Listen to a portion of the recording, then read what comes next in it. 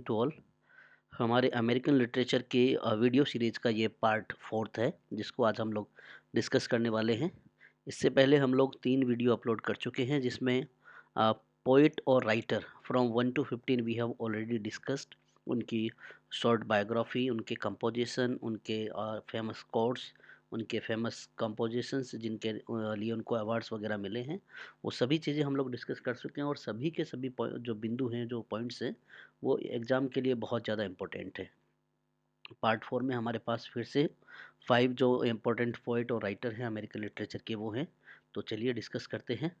Point 16, हमारे जो next writer है वो है बेंजामिन फ्रैंकलिन। बेंजामिन फ्रैंकलिन का जो लाइफ स्पेन है वो 1706 to 1790 है। देखिए, Benjamin Franklin was one of the founding father of United States. इनके बारे में ये कहा जाता है कि he was one of the founding fathers of the United State, यानी यूनाइटेड स्टेट्स के जन्मदाताओं में से उन्हें एक माना जाता है। He was leading author, printer, political theorist, scientist, inventor, civic activist and statesman. ठीक है, उनके बारे में बहुत ज़्यादा ये फेमस है। He earn the title of the first American. आपको पता है कि बेंजामिन फ्रैंकलिन जो है वो अमेरिका के राष्ट्रपति रहे हैं, तो उन्होंने ये टाइटल जो है वो अर्न किया था, the first American, for his early and indefatigable campaigning for colonial unity as an author and spokesman in London's several colonies. He published Poor Richard's Almanac in 1732 to 1750 and Pennsylvania Gazette, that was a newspaper. In 1758, he printed Father Abraham's sermon, also known as The Way to Wealth. उन्होंने father Abraham का एक सरमन जो है वो print किया था, publish किया था, जिसको उन्होंने टाइटल दिया हुआ था the way to wealth, and it was an essay. It was published in 1758। ठीक है, चलिए आगे बढ़ते हैं। Some phrases from the almanac are. Almanac क्या है? ये जो पुअर रिचर्ड्स का अल्मेनक जो पब्लिश किया था, उसमें से कुछ कोट्स लिए गए हैं।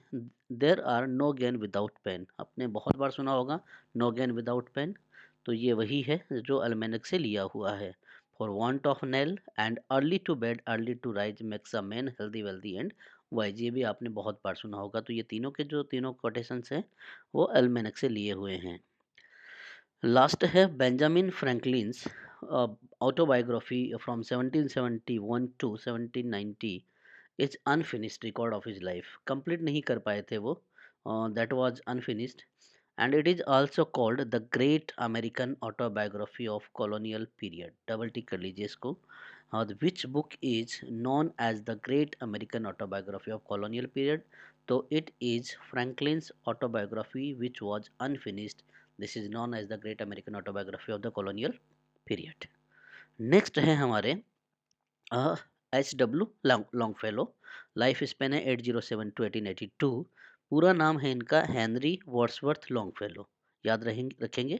Was an American poet and educator whose works in include Paul's Revere's ride, the songs of Hiawatha and Evangeline. ये इनके कुछ फेमस कंपोजिशन हैं जो हेनरी वर्ड्सवर्थ लॉन्गफेलो ने कंपोज की हैं, लिखे हैं।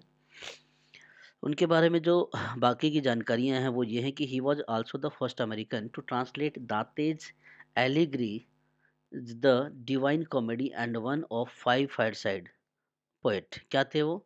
एक फायरसाइड जो है पोएट का ग्रुप होता है, उसको हम आगे डिस्कस करेंगे। उनमें से एक थे हेनरी वर्ड्सवर्थ लॉन्गफेलो। और दांते जो है, दांते के डिवाइन कॉमेडी जो आपने नाम सुना होगा, फेमस है ये, इसको उन्होंने क्या किया था? ट्रांसलेट किया था। तो he was the first American to do this work. His first major poetry collection were voices of the night. जो उनका पहला काव्य कलेक्शन था, पोएट्री कलेक्शन था, जो बहुत पॉपुलर है, it was voices of the night and ballads and other poems that were published in 1841। His first published book was 1833, a translation of the poetry of medieval Spanish poet George Mark। क्या था ये? उनका पहला जो publish book थी वो 1833 में हुई थी। और ये क्या था? एक स्पेनिश जो पोएट हैं जॉर्ज मार्क, इनकी पोएट्री की जो कलेक्शन है उसको उन्होंने ट्रांसलेट किया था। He also published a pilgrimage beyond the sea. एक यात्रा वृत्तांत उन्होंने पब्लिश किया था जिसका नाम था बियॉन्ड द सी। नेक्स्ट है the bulk of voices of the night. Is Longfellow's debut book of poetry. ये इंपॉर्टेंट बन जाता है कि लॉन्गफेलो जो है हेनरी वर्ड्सवर्थ लॉन्गफेलो, उनकी डेब्यू बुक कौन सी है पोएट्री की, तो that is the bulks of voices of the night. Longfellow himself wrote, the poems were so mild that even slaveholder might read them without losing his appetite for breakfast। ठीक है, ये quotation है poetry के बारे में। तो उन्होंने कहा है कि वो पोएम जो है वो बहुत ही अट्रैक्टिव रही हैं, बहुत ही शानदार रही हैं। Longfellow's only love poem and sonnet is the evening star. Double tick कर लीजिए इसको। यानी लॉन्गफेलो जो हैं उनकी इकलौती पोएम और वो भी सोनेट कौन सी है, वो the evening star. When his son injured during the war, he wrote the poem Christmas Bells. Later, the basis of the card held the bells on Christmas Day। और ये जब उनके बेटे जो हैं वो युद्ध में घायल होते हैं तो उन्होंने उनके लिए एक पोएम लिखी थी क्रिसमस बेल्स। ठीक है, later the basis of the card heard the bells on Christmas day. In 1878 in a journal he wrote, एक जर्नल में, एक मैगजीन में, एक पत्रिका में 1878 में वो लिखते हैं, I have only one desire, कि मेरी मेरी एक ही इच्छा है मेरी, and that is for harmony and a frank and honest understanding between north and south. There should be harmony, सौहार्दपूर्ण भावना होनी चाहिए। ये उन्होंने अपने जर्नल में लिखा है। एडगर एलन पो जो है वो लॉन्ग फेलो को कहते हैं unquestionably the best poet in America. Edgar Allan Poe भी अमेरिकन राइटर ही हैं, याद रखेंगे इसको, पोइट हैं ये। लॉन्ग फेलो को एडमायर करते हुए उन्होंने कहा है कि बिना संदेह, निसंदेह वो अमेरिका के सबसे बेस्ट कवि हैं। तो ये कोटेशन आप याद रखेंगे, एडगर एलन पो ने कहा था, और किसके लिए कहा था, लॉन्ग फेलो के लिए। राल्फ वाल्डो इमर्सन, ये पूरा नाम है इनका, R W इमर्सन का। उन्होंने लॉन्गफेलो को क्या कहा है, a sweet and beautiful soul. ये भी आप याद रखेंगे। Longfellow become first non British writer फॉर whom a commemorative sculpture bust was placed in the Poets Corner of Westminster Abbey in London। Actually ये जो जगह है वेस्टमिनिस्टर एबे जो लंदन में है, वहाँ पे जो ब्रिटिश पोएट और राइटर है उन्हीं के लिए ये कॉर्नर माना जाता है। लेकिन लॉन्ग फेलो जो हैं, ये बहुत इंपॉर्टेंट लाइन है फ्रेंड्स, इसको आप याद कर लीजिए। लॉन्ग फेलो जो है वो फर्स्ट नॉन ब्रिटिश राइटर है जिनको वहाँ पे जगह दी गई थी उनकी संस्मरण के लिए, उनकी याद के लिए। इंपॉर्टेंट वर्क उनको अगर देखते हैं उनके, तो the Spanish student a play in 3 act है। Evangeline a tale of Acadia, epic poem है, ये इंपॉर्टेंट है। कावानगा नॉवेल है, ये बहुत बार पूछा गया है। द गोल्डन लीजेंड, ये भी एक पोएम है। द सॉन्ग ऑफ हायवता, इंपॉर्टेंट है, ये पूछा जाता है, एपिक पोएम है। साथ ही साथ है ये Christus a mystery, that is a poem published in 1872। देखिए, फर्स्ट जो हम वर्ड डिस्कस कर रहे थे फायर साइड वाला, ये फायर साइड जो है ये अभी हमने यहाँ से अलग अलग से लिया है ताकि हम लोग अच्छे से समझ सकें इसको। फायर साइड पोइट्स क्या होते हैं, it is also known as a schoolroom और हाउस होल्ड पोइट। ये वर्ड भी आप याद रखेंगे। माइट मे बी पॉसिबल कि क्वेश्चन में आपको फायर साइड ना देके स्कूल रूम पोएट या फिर हाउस होल्ड पोएट भी दिया जा सकता है। It was a group of 19th American poets from New England. As I have told you many times कि न्यू इंग्लैंड जो है that is not a place related to England। ये एक जगह है अमेरिका में, और आपको याद होगा कि विलियम वर्ड्सवर्थ को पोएट ऑफ न्यू इंग्लैंड कहा जाता है। तो 19वीं group of 19th American poet, लगभग 19 जो ये क्या बोल सकते हैं अमेरिकन पोएट्स थे उन न्यू इंग्लैंड के, उनका एक ग्रुप था जिसको स्कूल रूम और हाउस होल्ड पोएट भी कहा जाता है। और उनमें से कुछ जो चीफ हैं, they are Henry Wordsworth Longfellow जिनको हम डिस्कस कर रहे हैं अभी, विलियम कुलिन ब्राइंट है, जॉन ग्रीनलीफ है, वीटियर जेम्स रसेल है, ओलिवर वेंडल होल्म्स जूनियर है। एक्चुअली इनका जो ग्रोथ था वो इतनी जल्दी हुआ था, इतनी जल्दी ये लोग पॉपुलर हुए थे कि these poets were first American poet whose popularity rivalled that of British poet. यानी जो ब्रिटेन के पोएट थे वो इनको अपना प्रतिद्वंदी मानने लगे थे, अपने ये मानने लगे थे कि हाँ हमें कोई टक्कर देने वाला, हमें कोई प्रतिस्पर्धा करने वाला आ चुका है। तो वो कौन थे, देवर द फायर साइड पोएट्स। उम्मीद है आप लोग समझ गए होंगे। नेक्स्ट है हमारे R W Emerson, it means Ralph Waldo Emerson. Life span है इनका 1803 to 1882। Ralph Waldo Emerson was an American essayist, ये निबंधकार थे, लेक्चरर थे, and poet who lead the transcendentalism movement of mid 19th century. Transcendentalism को अगर आप समझना चाहते हैं तो हमने यहाँ पे अलग से इसके लिए जानकारी लिखी है। क्या होता है ये? इट इज़ अ लिटरेरी और philosophical, religious, political movement in American literature. ठीक है, ये सिंपल सी बात है, अमेरिकन लिटरेचर पढ़ रहे हैं तो उसके साहित्यिक, दार्शनिक, धार्मिक और राजनीतिक मूवमेंट जो है वो अमेरिका में हुए 1830 से लेकर 1850 के बीच में। ट्रांसडेंटलिस्ट का क्या मानना था? That individual could reunite with God through self reliance and individualism. यानी कोई भी व्यक्ति जो है वो आत्मनिर्भरता और अपने विकास या अपने ज्ञान के आधार पे ईश्वर के साथ जुड़ सकता है। And that nature and every living soul contains a divine spirit. भगवान जो है वो हर एक चीज में बसे हुए हैं प्रकृति की, या फिर चाहे वो जीवित हो चाहे वो अजीवित हो, नॉन लिविंग और मे बी लिविंग ऑब्जेक्ट, सब में ईश्वर है, सब में भगवान है। Some key belief of transcendentalism include Ralph Waldo, Henry David Thoreau and Walt Whitman. ये जो कुछ प्रोपाउंडर्स हैं, प्रोपोनेंट्स हैं, ये ट्रांसडेंटलिज्म की है। राल्फ वाल्डो, हेनरी डेविड थोरियो और वॉल्ट विटमैन। तो ये ट्रांसडेंटलिज्म जो है वो आप समझ गए होंगे। सिंपल सी बात है कि ईश्वर जो है वो हर जगह है और उसको हम अपने आत्मनिर्भरता के आधार पे मिल सकते हैं। ही एक्सप्रेस द फिलोसॉफी ऑफ ट्रांसडेंटलिज्म इन 1836 ऐसे नेचर। क्वेश्चन ये पूछा जा सकता है कि ये कहाँ डिस्कस किया गया था, किसमें ये वर्ड जो है पहली बार आया है? तो नेचर में। Following this groundbreaking works he gave speech in title the American scholar.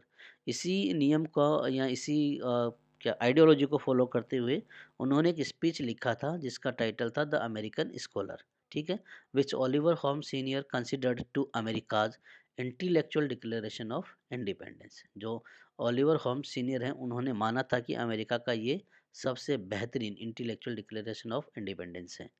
चलिए ये हमारा हो चुका है, आगे बढ़ते हैं हम लोग। Emerson is one of the several figure who took a memorable pantheist और pandeist approach by rejecting views of God as a separate from world.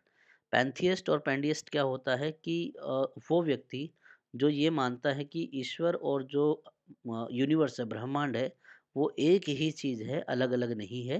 तो राल्फ वाल्डो इमर्सन ने ये बात को फॉलो किया था, इसी चीज़ को फॉलो किया था, वो हमने अभी डिस्कस किया है ट्रांसडेंटलिज्म को।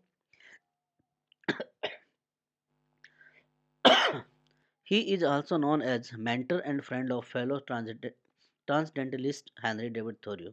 एस डी थोरियो के ये फ्रेंड भी थे और मेंटोर भी थे।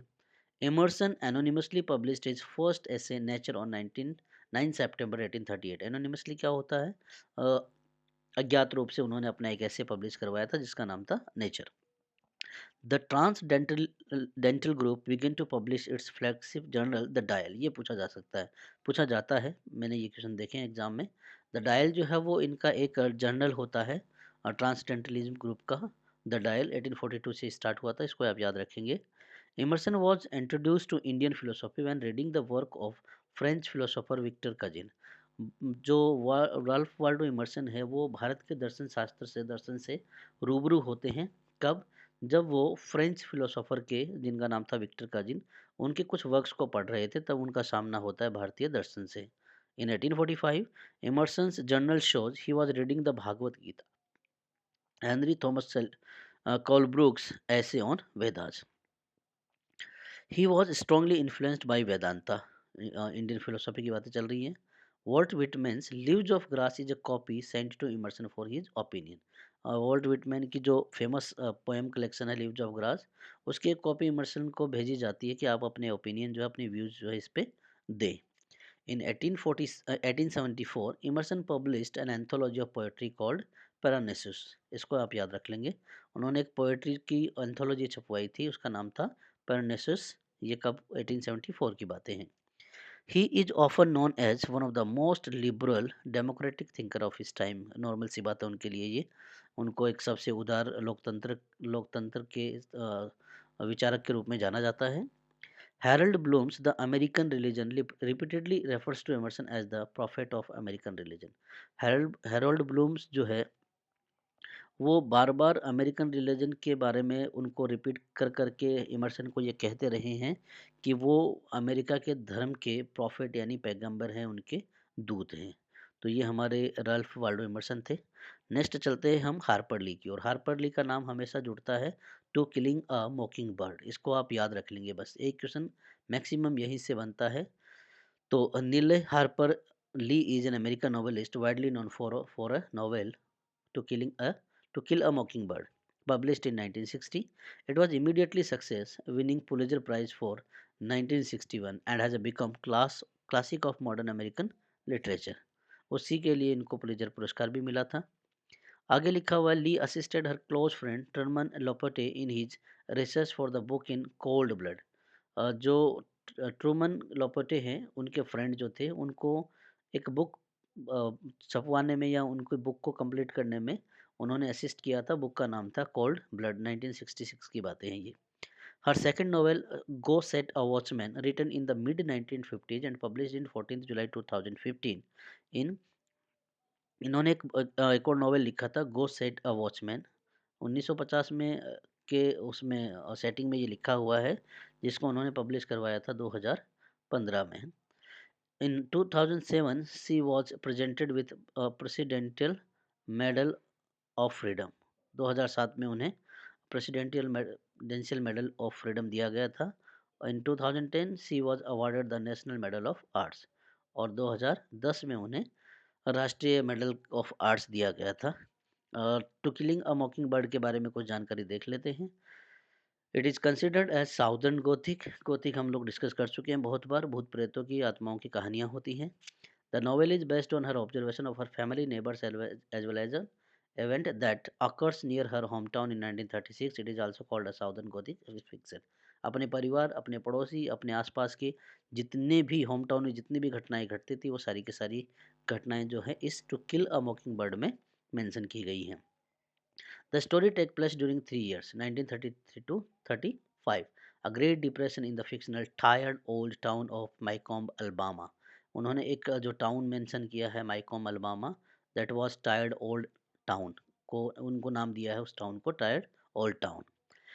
It focuses on 6 years old Jean Louise Finch, who lives with her older brother James and their widowed father Atticus, a lawyer. ये कैरेक्टर हैं to kill a mockingbird के, ये भी आप याद रख लेंगे।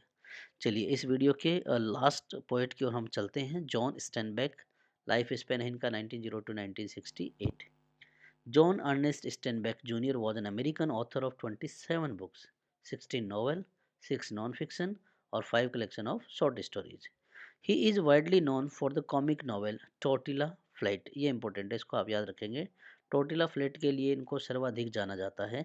बाकी और जो रचनाएं हैं कैनिरो और ईस्ट ऑफ ईडन भी इनकी फेमस कंपोजिशन है। नोवेला, नोवेला क्या होता है? नोवेल से छोटा होता है और उसका नाम है माइस एंड मैन। ये भी इन्होंने पब्लिश करवाया था 1937 में। एंड द रेड पोनी 1937 में। He won Pulitzer Prize in 1940 for the grape of wrath. Widely attributed to the part of American literary canon, is considered Steinbeck's best work. American literary canon क्या होता है? American literature में जो best जो composition होती है उनको include किया जाता है अमेरिकन लिटरेरी कैनन में। और यहाँ पे स्टेनबेक की जो best composition that is known as the grapes of wrath, जिसके लिए उन्हें पुलित्जर पुरस्कार भी 1940 में मिला हुआ है। Then he got Nobel prize in literature in 1962। उसके बाद उन्हें 1962 में साहित्य का नोबेल पुरस्कार भी मिलता है। And then he has been called a giant of American letters. ये टाइटल उन्हें दिया गया था जिसको आप याद रखेंगे स्टेनबेक को, a giant of American letters. Most of his works are set in southern and central California. California की थीम रहेंगी इनकी कंपोजिशन में। Steinbeck's novel cup of gold, that is more important, 1929, loosely based on the life and death of privateer Henry Morgan. Henry Morgan एक privateer है जिसको हथियारबंद जहाज का एक व्यक्ति मान सकते हैं, एक सेनापति मान सकते हैं, और उसी के लाइफ पे ये पूरी कहानी है cup of gold. The Pasture of Heaven, published in 1932, consists of 12 interconnected stories about a linear monetary which was discovered by Spanish corporal while chasing runaway Indian slaves. ये Pasture of Heaven की theme है कि क्या होता है। एक story जो है वो वैली के पास है और वहाँ पे एक स्पेनिश कॉर्पोरल होता है, सोल्जर होता है, वो इंडियन स्लेव्स को जब चेज करते हुए जाता है तो उसको वो डिस्कवर करता है और उसी की पूरी कहानी पास्चर ऑफ हेवन में दी गई है। Steinbeck's achieved his first critical success with Tortilla flat, हमने अभी डिस्कस किया था, मोर इम्पोर्टेंट है ये 1935 की। अ novel set in post war monetary California that won the Californian Commonwealth clubs gold medal. हमने अभी डिस्कस भी किया था कि कैलिफोर्निया जो है मैक्सिमम सेटिंग है इनकी कंपोजिशन में, तो ये टॉर्टिला फ्लैट जो है वो भी कैलिफोर्निया का ही सेटिंग है.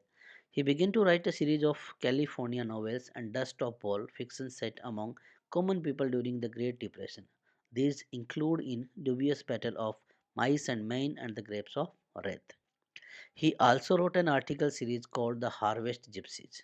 एक उन्होंने आर्टिकल की सीरीज पब्लिश करना शुरू किया था जिसका नाम रखा था the harvest gypsies for San Francisco. News about the plight of migrant worker, जो प्रवासी कारीगर थे या कामदार थे या जो कर्मचारी थे, उनकी कंडीशन को देखते हुए उन्होंने हार्वेस्ट जिप्सी नाम से एक आर्टिकल पब्लिश करना शुरू की थी. ही रोट द पर्ल 1947 में उन्होंने एक पर्ल नाम से कंपोजिशन पब्लिश करी थी, और वो जानते थे कि इसके ऊपर फिल्म बनने वाली है, already knowing it would be filmed, और इसकी जो सेटिंग है that is in Mexico. Last जो इंफॉर्मेशन है इनके बारे में, स्टेनबेक के बारे में, कि उनका लॉन्गेस्ट नॉवेल है east of Eden. According to his third wife Elaine, he considered it his magnum opus. उनकी तीसरी पत्नी ये बताती हैं कि जो पर्ल है वो स्टनबैक के अनुसार उनकी जो सर्वोत्तम कृति है वो द पर्ल ही मानी जाती है. तो फ्रेंड्स, ये थे हमारे अमेरिकन लिटरेचर के 5 और महत्वपूर्ण पोएट जिनको एग्जाम की दृष्टि से अगर देखा जाए तो क्वेश्चन जो है वो बनते हैं. तो आप लगातार हमसे जुड़े रहिए. आगे एक वीडियो और हम लोग लेने वाले हैं अमेरिकन लिटरेचर पे ही, जिसको बहुत जल्दी अपलोड कर दिया जाएगा. तो अपनी जानकारी, अपनी प्रिपरेशन को आप स्ट्रॉन्ग करिए और जुड़े रहिए हमारे चैनल से. चैनल को सब्सक्राइब करें और शेयर करें. Thank you.